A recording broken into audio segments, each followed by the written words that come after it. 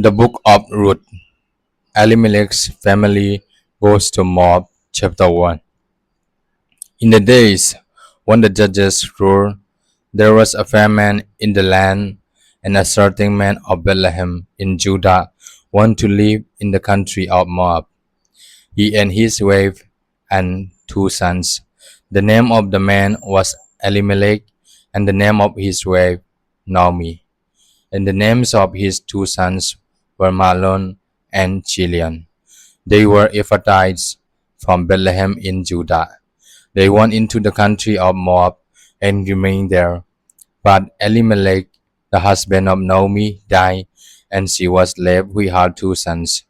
These took Moabite wives. The name of the one was Orpah, and the name of the other Ruth.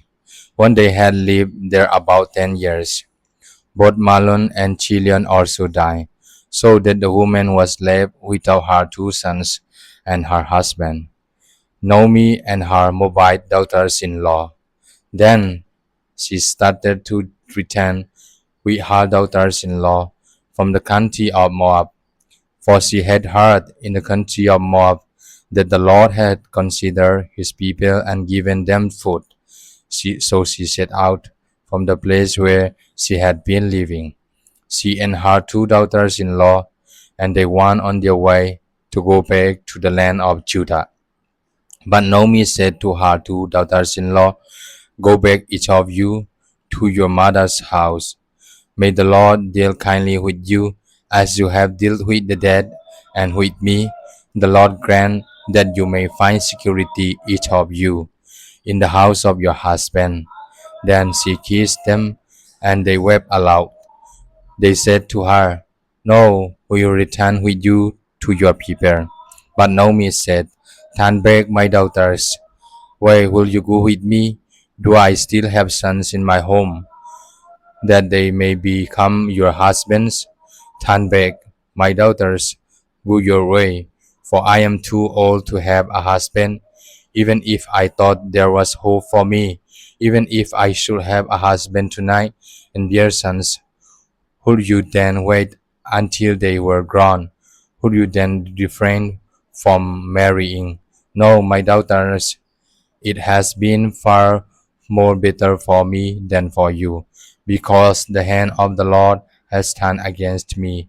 Then they wept aloud again. Orpah kissed her mother-in-law, but Ruth clung to her. So she said, "See, your sister-in-law has gone back to her people and to her gods. Return after your sister-in-law." But Ruth said, "Do not press me to leave you, or to turn back from following you. Where you go, I will go. Where you lodge, I will lodge. Where your people shall become my people, and your God my God. Where you die, I will die. There I will be buried. May the Lord do thus and so to me, and more as well, if even death parts me from you." When Naomi saw that she was determined to go with her, she said no more to her. So the two of them went on until they came to Bethlehem. When they came to Bethlehem, the whole town was stirred because of them. And the woman said, "Is this Naomi?" She said to them, "Call me no longer Naomi, call me Mara, for the Almighty has dealt bitterly with me.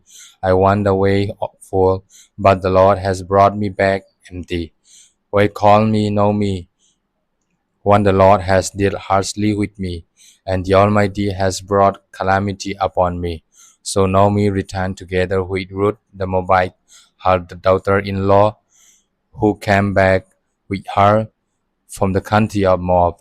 They came to Bethlehem at the beginning of the barley harvest.